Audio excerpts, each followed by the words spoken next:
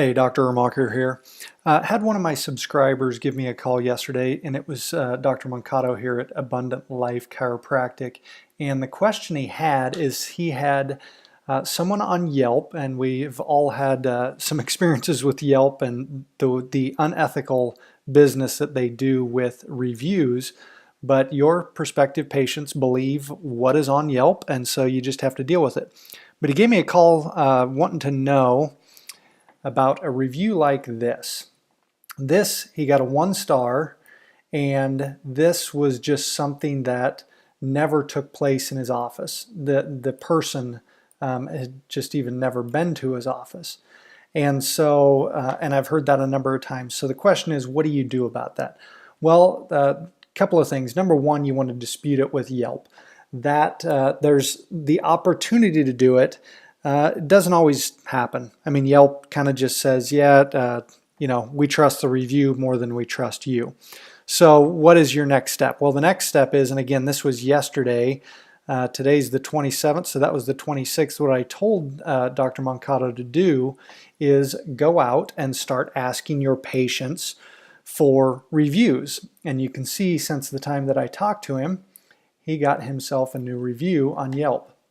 Here's the other part, is whether or not they're going to stick, because you can see that now he has 3 5-star reviews, the 1-star review, and what that does is when you get those, it continues to push this bad review down, and it will increase the overall star score. Yesterday it was 3.5, that brought it up to a 4. So you can see you can have an impact on it. But one of the best ways to get these reviews is not only just asking for it, but getting them to stick is another issue altogether. So what I would do first is ask that patient, say, hey, are you a somewhat frequent user of Yelp?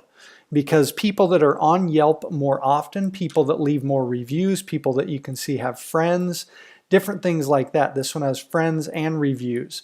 Those reviews are more likely to stick on Yelp than other reviews.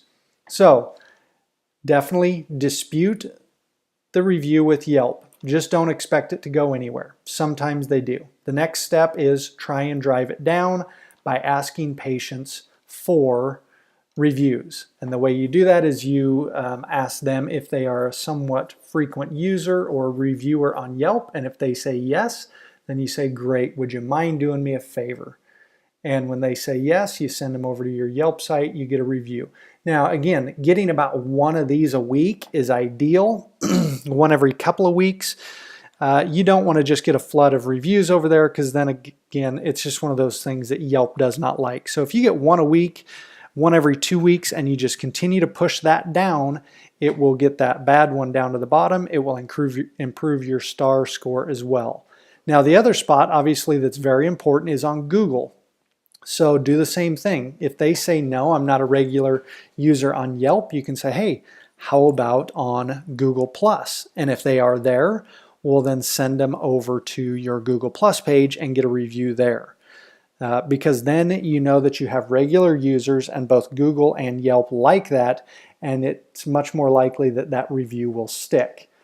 So how do you know? Again, that's Google and Yelp. Those are very top review sites. But here's what you can do as well, is you can just go over to find out which review sites are recommended in your area. Google's basically going to tell you that. I just Googled Abundant Life Poway because there is an Abundant Life here in Lincoln where I'm at. And you can see, first thing up is his website. The second thing is Yelp. So Google for his area believes that Yelp is a very authoritative site.